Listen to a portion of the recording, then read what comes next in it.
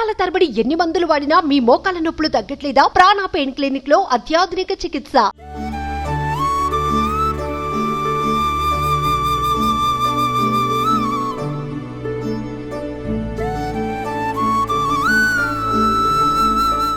ప్రస్తుతం మనం పిఠాపురంలో ఉన్నటువంటి పాదగయ క్షేత్రంలో ఉన్నాం. యాక్చువల్లీ ఇక్కడ చాలా స్పెషల్ ఏంటంటే 3 స్పెషల్స్ చెప్పాలి ఈ టెంపుల్కి. ఒకటి పాదగయ అంటే గయాసురుని పాదాలు ఉన్నటువంటి ఒక పీఠంగా ఇక్కడ భావిస్తూ ఉంటారు. అందుకని నా పక్కన జరుగుతున్నాయి చూడండి, పిండ ప్రదానాలు చేస్తూ ఉంటారు. మొత్తం దక్షిణ భారతదేశంలోనే పిండ ప్రదానం చేసేటువంటి ఏకైక ప్లేసు ఇదే అని చెప్పాలి, పిఠాపురంలో ఉన్నటువంటి ఈ గయా క్షేత్రం అని చెప్పాలి.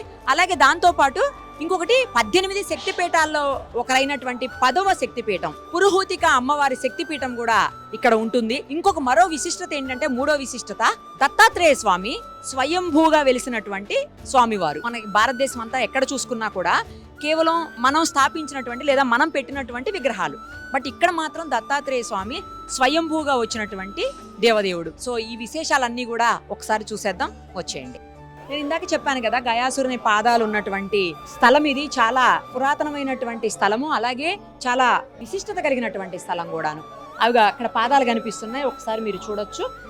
సో అందుకోసమనే ఇక్కడ మొత్తం పిండ ప్రదానాలు జరుగుతూ ఉన్నాయి. అది చాలా స్పెషల్ అనమాట. నేను ఇందాక ఆల్రెడీ చెప్పాను కదా, అదే స్పెషల్ ఇక్కడ.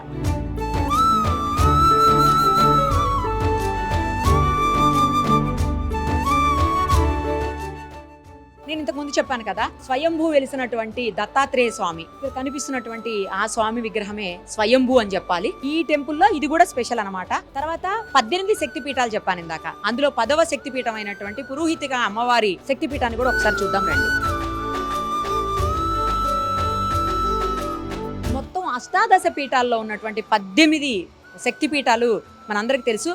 అందులోనే ఒక పురోహితిక అమ్మవారు మనకి పిఠాపురంలో ఉంటారు. ఇంకొక అమ్మవారిది శాంకరీదేవి శ్రీలంకలో ఉంటారు. ఇక్కడ అమ్మవారిది విగ్రహం కూడా మనకు కనిపిస్తుంది చూడండి, ట్రింకోమలి శ్రీలంక. నెక్స్ట్ వచ్చేసి కామాక్షిదేవి కాంచీపురం మరో శక్తిపీఠం. తర్వాత శృంఖలాదేవి ప్రద్యుమ్నం చోటిల్ల గుజరాత్లో ఉన్నటువంటి శక్తిపీఠం ఇది. తర్వాత చాముండాదేవి మైసూర్లో ఉన్నటువంటి శక్తిపీఠం. తర్వాత జోగులాంబాదేవి అలంపూర్ ఆంధ్రప్రదేశ్లో ఉన్నటువంటి శక్తిపీఠం ఇది. తర్వాత బ్రహ్మరాంబాదేవి శ్రీశైలంలో మనందరికి తెలుసు ఆంధ్రప్రదేశ్లో ఉన్నటువంటి శక్తిపీఠం. మహాలక్ష్మీదేవి కొల్హాపూర్ మహారాష్ట్రలో ఉన్నటువంటి శక్తిపీఠం. తర్వాత మరో అమ్మవారు కూడా ఏకవీరాదేవి మహూర్, ఇది కూడా మహారాష్ట్రలోనే ఉంది. తర్వాత మహాకాళీదేవి ఉజ్జయిని మధ్యప్రదేశ్లో ఉన్నటువంటి మరో శక్తిపీఠం. తర్వాత అసలు శక్తిపీఠాలు ఎలా ఆవిర్భవించాయి అనే దానికి కూడా మనకి ఇక్కడ పిక్చర్ కనిపిస్తూ ఉంది, అది కూడా పెట్టుంచారు. తర్వాత గిరిజాదేవి అమ్మవారు జాజ్పూర్ ఒరిస్సాలో ఉన్నటువంటి శక్తిపీఠం. తర్వాత మాణిక్యాంబాదేవి ద్రాక్షారామంలో ఉన్నటువంటి శక్తిపీఠం. నెక్స్ట్ మానసాదేవి అమ్మవారు హరిద్వార్లో ఉన్నటువంటి శక్తిపీఠం. సేమ్ అక్కడ ఎలా ఉంటాయో అలాగే పెట్టారు శక్తిపీఠాలని. మాధవేశ్వరి దేవి అలోపి అలహాబాద్లో ఉన్నటువంటి శక్తిపీఠం, సేమ్ యాజ్ ఇట్ ఈస్గా రెప్లికా అన్నమాట ఇది.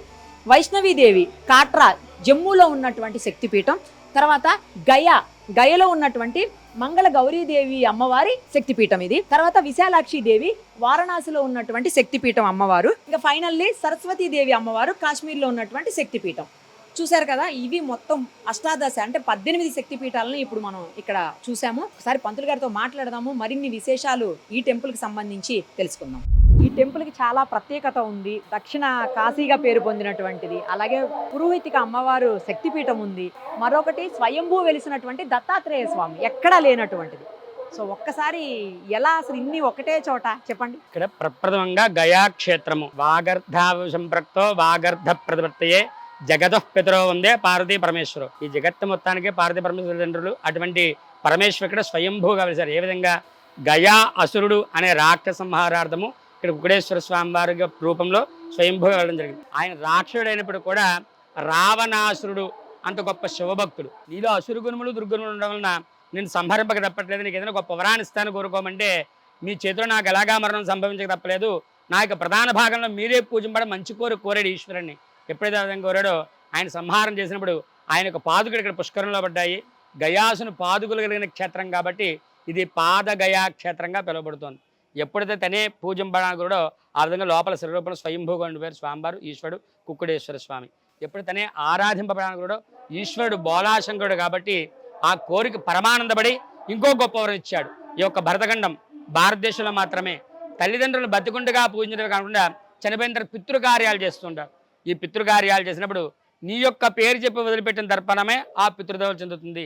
అంటే ఈ రోజుకి ఒక్కరి తర్పణం వదిలిపెట్టినప్పటికీ గయాయాం దత్తమస్తు, గయాయాం సార్థమస్తు, గయేయం గయేయం గయేయం అని చెప్పి వదిలిపెడతారు. అంటే రాక్షసనామం ఉచ్చరిస్తే కానీ పితృదేవత ముఖ్యంగా గొప్ప వరాన్ని ఇక్కడ ఈశ్వరుడు వారు ఆయనకి గయాసుడికి ఇవ్వడం జరిగింది. ఈ విధంగా దశరథ మహారాజు చనిపోయినప్పుడు రాములు వారు అరణ్యవాసంలో ఈ గయాసుని పేరు స్మరించినట్లుగా పురాణాలు చెప్పబడుతుంది. అంటే ఎప్పటి రాములు వారు? త్రేతాయుగంలో రాములు వారు. అలాగే ఈ యొక్క పాదుకలు ఇక్కడ పడ్డాయి గయాసులవి. నాభిస్థలం ఒరిస్సా దగ్గర జాజిపూర్ దగ్గర పడింది, దాన్ని నాభి గయ అంటారు. అలాగే కాశీ దగ్గర గయ ఉంది కదా, ఈయన పేరు మీద గయ అని పేరు వచ్చింది. అక్కడ ఆయన అక్కడ శిరోస్థానం పడింది, శిరస్థానం, అక్కడ శిరోగయ అంటారు. కాశీ దగ్గర గయలో పడింది, ఆయన పేరు మీద గయ అని పేరు వచ్చింది. అక్కడ శిరస్థానం పడింది, శిరోగయ.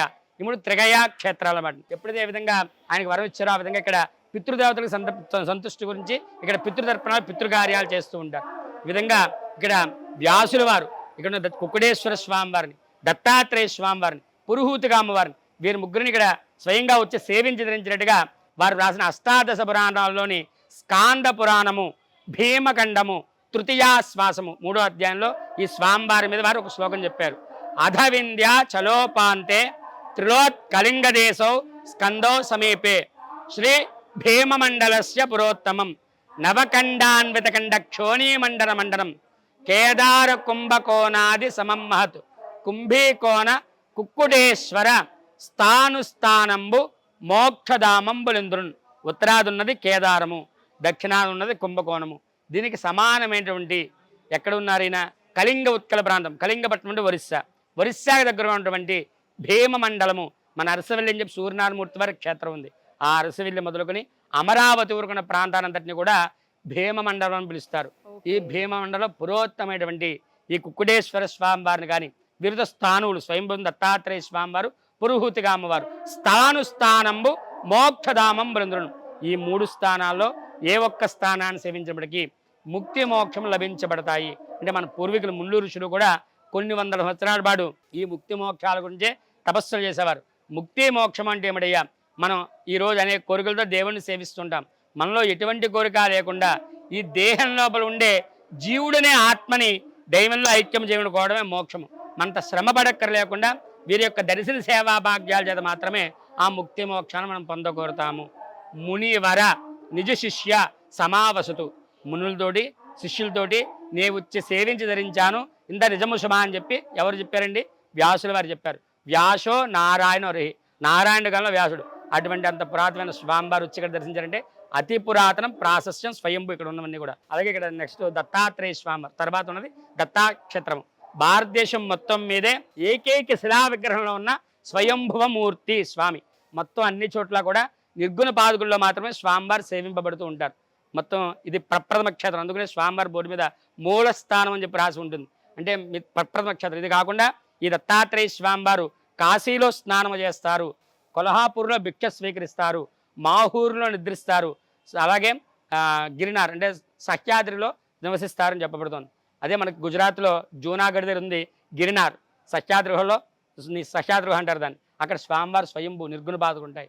గిరినారు, నరసోబావాడి, వాడి, సాంగ్లీ, ఔదంబరము, కురుపురము, గానుగాపురము, కొల్హాపూరు, కదలీవనము, కరంజా, మాహూర్ ఇవన్నీ దత్తక్షేత్రాలుగా పిలువబడుతున్నాయి. ఇన్ని దత్తక్షేత్రాలు ఎక్కడ దర్శనం చేయండి? మనకు గానుగాపురం చిన్న బెలంలోంచి చూపిస్తారు, కన్నంలోంచి. అక్కడ కూడా స్వామివారి నిర్గుణ పాదుకులు మాత్రమే ఉంటాయి. ఈ ఒక్కచోట మాత్రమే పూర్తిగా మూర్తి రూపంతో స్వయంభూసిన విగ్రహం ఉంది. అది కూడా వ్యాసకరార్చిత. వ్యాసుల వారి దత్తాత్రేయ స్వామివారిని చూస్తూ ఒక వాక్యం చెప్పారు. శ్రీ కరుణామృత కల్పతరువై శ్రీ దత్తాత్రేయ అమృతహస్తమును సుధన గురుడన్. ఈ యొక్క దత్తాత్రేయ స్వామివారి దర్శనానికి వచ్చినప్పుడు వారి యొక్క ముఖము కరుణామృతం ఉంది, వారికి అమృత కలసము. ఇక్కడ స్వామివారి స్వయంభూ అని చెప్పడం తార్కాణం ఏంటంటే ప్రతి చోట దత్తాత్రేయ స్వామివారి త్రిముఖము, 3 ముఖాలు, షడ్భుజాలు, 6 భుజాలు ఉంటాయి. కానీ స్వామివారి ఇక్కడ చతుర్భుజంతో మాత్రమే పిలిచారు. ఒక చేతిలో అమృత కలసము, ఒక చేతిలో అక్షరమాల, ఒకటి అభయహస్తము, ఒకటి హస్తము.